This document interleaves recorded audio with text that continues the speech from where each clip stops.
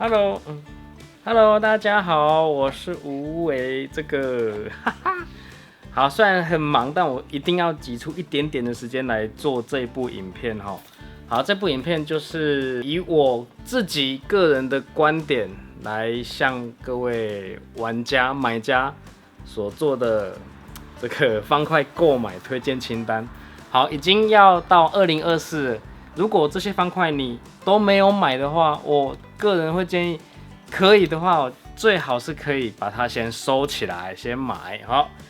为什么？我等一下再告诉你各位了哈。好，首先第一个我要推荐的就是奇异魔方阁的风三哈，风三代，它已经上市1年半超过了，到现在它还是在我们销售排行榜里面非常的强。但是呢，最近也慢慢的有一些玩家开始想要去找风2代，以收藏的，或者是他觉得他的手感他很喜欢的，但是他们现在已经停产了，买不到了。我觉得这种情况在风三也有可能会再发生，所以不管是站在这个收藏还是实用竞速的角度，我觉得你都应该要买一颗风三。如果到2024你还没有买风三的话，赶快去买吧，好不好？而且我在直播也说过了风三这个时候正好是它模具状态最佳，然后又最便宜、最容易买到的阶段。可能他们之后要出风四了，可能就会慢慢把风三的产能给缩减下来。到那个时候，有可能模具劣化了，有可能零件难买到了，要换零件的话，都会有很多的问题。所以趁现在是最物美价廉的时候，风三一定要趁现在把它买起来，好不好？好，第二个推荐的方块是天麻 X3。好，这颗方块也跟风三差不多年代出的哈，那表现的真的很好，而且手感也非常的特别。它跟最近的这几款旗舰主流方块的手感都有一点不一样哈。那有机会的话可以去试玩看看啦。我们的专柜应该都会放试转品，或者说在玩家聚会里面一定也会有人带天麻，好不好？好的，第三个就是这个威龙 V9，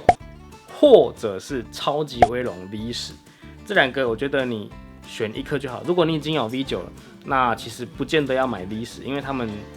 感觉蛮接近的。但是如果你已经有 V10 了，就完全不需要再去买 V9， 因为 V10 是我觉得它表现非常好，已经是这个系列我觉得已经到很顶了。我很难想象 V10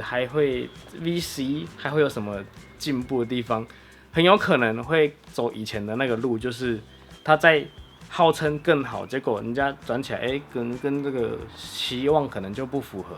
这种以前在不同厂家都发生过某一颗方块它做到顶了，在下一颗它宣称很好的时候，结果这个那个声量口碑就下降了，这个是很有可能会发生的哦。好，接着下一个，那现在这个就是平价版的 RS3M V5， 或者是 RS3M 2020。这两个其实也是一样，我觉得只要有一颗就可以了，另一颗就可以不用考虑了，除非你是收集狂，像无尾这样子的，那就都买吧，好不好？反正他们都很便宜，2020是真的是超便宜的啦。这个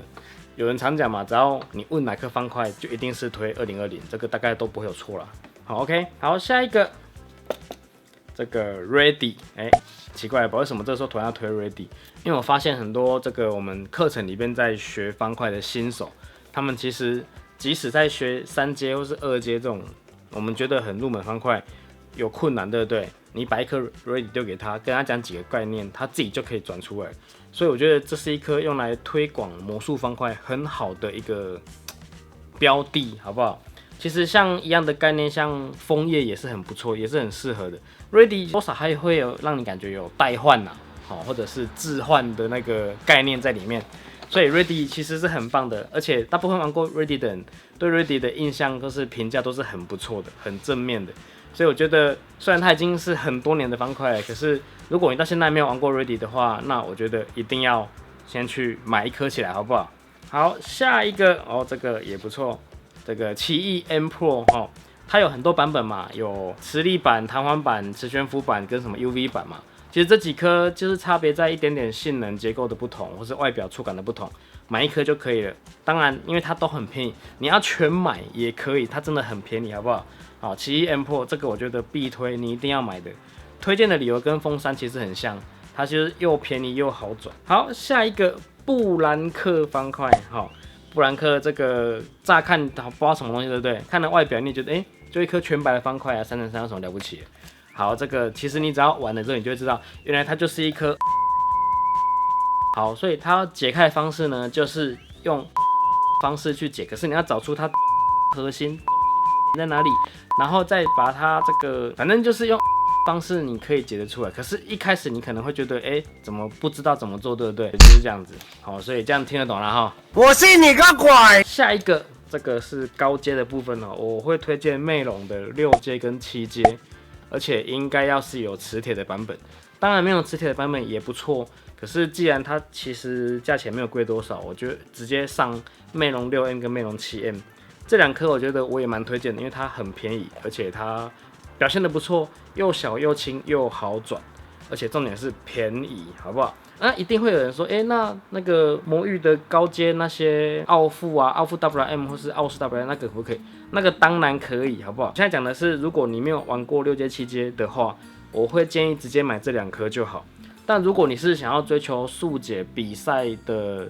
这个高阶玩家的话，那其实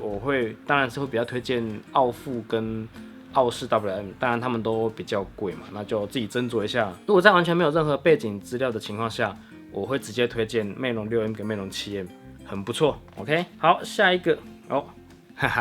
也是今年出的新的东西哦，数独方块玉心哦，它把我们那个数字华容道的概念结合到了3阶跟2阶上面，很不错，很好玩。一定要收，它虽然是偏贵啦，好不好？有一点闲钱，或是说拿到压岁钱的，我觉得这一颗一定要买来玩看看。就是用来玩家最喜欢做的嘛，就是用来折磨自己的脑袋的一个玩具，这样子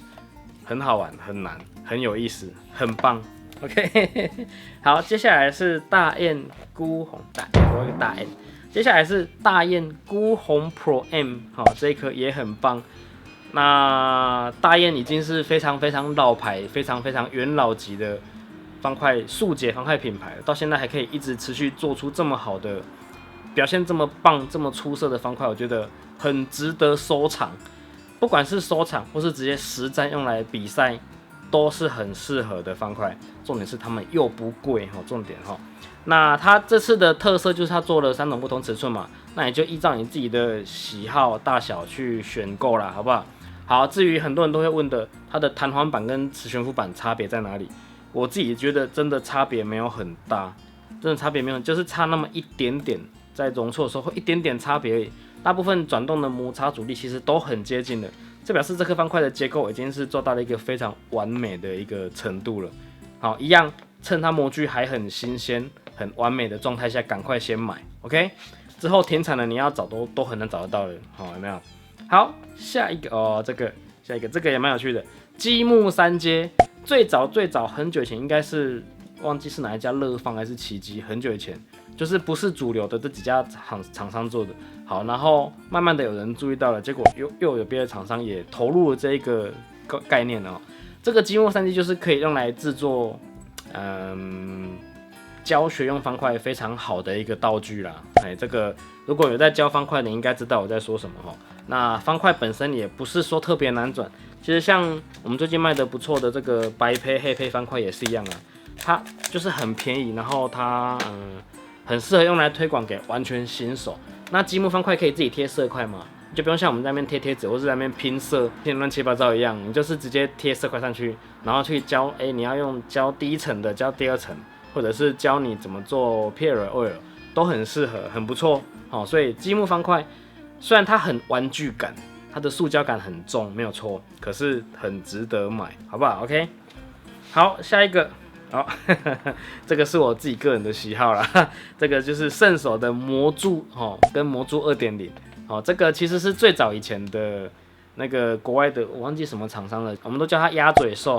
那它现在等于是精神复刻，那形状不太一样，做的比较圆滑一点，就更像台中名产了。好，那我们就不要讲太多，这个我们心领神会了我觉得这个外形也很好看，然后转起来其实质感也不错也很好转还不会卡这样子，所以这个值得收藏，值得买，好不好？而且你可以玩一下它的解法，跟一般你习惯的魔术方块、异形方块都不太一样，很值得玩玩看，好不好？好，下一个哦，这个去年的过年的东西，来，这个是对战华容道，这很适合派对的时候玩游戏的时候，或是过年的时候跟小朋友玩，因为这个跟你那个转方块速度多快已经没有关系了，就是纯粹考验你拼颜色的逻辑吧，因为你必须要在脑中先规划你接下来走的路径哦，跟在玩数字华容道是一样的。那它把它变成对战形式的，其实很好玩的一个游戏，而且你可以跟年纪大的，也可以跟年纪小的玩，我觉得其实是很棒啦。这个应该要收，那已经有不止官方品牌做了嘛，那你就趁它还可以买得到的时候赶快买，好不好？这个东西真的不错。好，接着是我自己觉得可以推荐的东西哈，当然我是玩不出来了，可是我觉得很好玩哈，就是魔中魔系列，而且是任何一个魔中魔，我觉得你都可以买一颗来，不管是2阶、3阶、4阶、5阶，这个做最多的应该是圣手嘛。好，那圣手它最近这阵子出的魔中魔其实都已经是很好转的了，不管是4阶、5阶的，已经比这个10年前我们在拿那些魔中魔已经好转太多了，所以我觉得这个时候正好是可以让你入手这个魔中魔系列，体会一下这种魔中魔方块玩起来的个别的感受啦，是不太一样，玩内层玩外层这样子。然后接着就是我个人觉得以收藏的角度来推荐的，一个就是魔域的华梦，再来就是这个典胜哦 MS3R。好，为什么我要推荐华梦？是因为我觉得虽然我没有问过他们厂商，我觉得华梦这个系列很有可能就会断在这边了，但是它表现得很好，而且它也为后面的那几颗方块，类似 Super RS3N 啊，或者是威龙 V9，它也为了后面那几颗魔域的旗舰方块提供了很好的实验结果，结构上面有它的开创性哦，然后表现的也很好哦，所以我觉得这一颗其实是蛮值得收藏，即使后来出了华梦2代好了。我觉得这个具有这个开创意义的这个第一款哦，还是蛮值得收藏的哦。好，接着是MS3啦哈，这个也是一样，手感或是性能应该已经跟现在的我们习惯的主流已经有一段距离，有一段差距了。而且如果你直接看它价钱的话，价钱其实也不算便宜哈。不过那也是因为他们算是独立制作的一个品牌啦。我会推荐的原因其实跟华梦有点像，因为他们的上一款MS3L 其实卖完大概1-2批，他们也就停产了。好，那我们可能也不太会再去进这样子的方块，因为它很有可能会变成库存，所以我们在进货的时候，其实量都少少的在进量，就慢慢卖，因为一定还是会有一些玩家是喜欢这种比较偏门、比较冷门的手感结构的东西。那 MS3R 或是 MS3L 这个系列，他们在结构上也有很棒的一个开创，也是其他家都没有做过的东西。好，那做在他们身上，后来也慢慢的有人跟进了这样子的概念哈。如果你有在研究结构，你应该会知道我在说什么，也就是它的轴心的那个轴心柱那个部分，其实是蛮不错的设计。好，如果以这个收藏角度来讲，我觉得华梦跟 MSN 是我一样推荐，同等推荐度这样子。好 ，OK。好，接着我们来讲周边哈，就是我觉得你不买很可惜啦，不买很可惜。第一个奇异 Timer， 这个是我们现在卖最好的计时器了，便宜耐用，然后耐操这样子，嘿，就是对于推广是很棒的一个助力啦。当然，它一定目前没有听说会用在 WCA 认证啊，也可能也不容易啦。可是我觉得以这个推广的角度来讲，很适合，很好。毕竟我们练速度一样是要习惯，要熟悉那个 timer 的那个拍的那个感觉哈，或是那个节奏这样子。那这个时候有一支便宜的好用的计时器，其实是很重要的。好，其实这个角色在很久以前是 QJ 哦，7G 他们做的，那后来就很多家一直在做嘛。有兴趣都要看一下我们之前的那个各家计时器的评比那部影片。可以看到各种不同的计时器，但是这样子一路下来，我觉得其实奇异计时器也经过市场的考验了，它卖的真的很好。好，那表示说你买了也不会踩到雷哈。那当然，如果你想要买好的或是官方认证的，那当然就是 G4 嘛。我个人还是不推荐 G5 真的不好用啦。我不是说它不准还是怎样，而是它要用那个它如果你要切成两个 pad 的那个模式的话，它会闪3下，那个真的很违反人性，我每次看到都看到出神了，不喜欢。所以居士现在也已经都停产了，所以是卖掉一只就少一只哈。以这样子的前提来讲，我觉得你应该要先买起来放，虽然它真的是偏贵，因为之后就是都没有居士了。好，那我们的比赛也都是以居士为主，不得已才会拿 G5 出来。已经2024了，如果你还没有以上这些产品的话，我会觉得有点可惜啦。好，最后一个要推荐的就是我们的地球仪，方块脚架啦哈，这个小元浩自己出品的哈，这个不是很容易啦，那就请大家多多支持啊，因为这个概念陈君汉大师啊哈，这个概念其实当初给我的时候，我觉得其实很棒。但是我一想到说，在台湾要量产这个东西，第一个成本很高，第二个市场很小，第三个一定不能回本。但是我觉得我还是希望可以做出我们自己的产品啊。那实际做出来的，其实成效也还不错，就是出来的结果也还不错，蛮有质感的，对不对 ？OK， 好了，以上就是我觉得这个身为一个称职的玩家，你已经到2024了，如果你还没有这些东西的话，加油，好吗 ？OK， 我是吴伟，我们就下次见啦。有什么问题的话，欢迎在影片底下留言哦。OK， 拜拜拜拜。看到这边，你可能会问说，为什么吴伟都没有推荐高阶的东西，或是其他异形 WCA 的异形？因为我觉得这1年来，其实如果你看了我们去年的金碗奖的票选结果，其实那些东西到今年大概变化真的很少。今年基本上是这个3阶的爆炸年哦，主因还是因为魔域啊出了一大堆方块，重点是每个方块都很棒这样子，而且越来越棒，不简单哦。那异形的话，其实这1年来大概变化不大哈，然后在往上超阶的话，当然都是典胜的世界啊，因为典胜的那些银河系实力超高阶，其实真的很棒。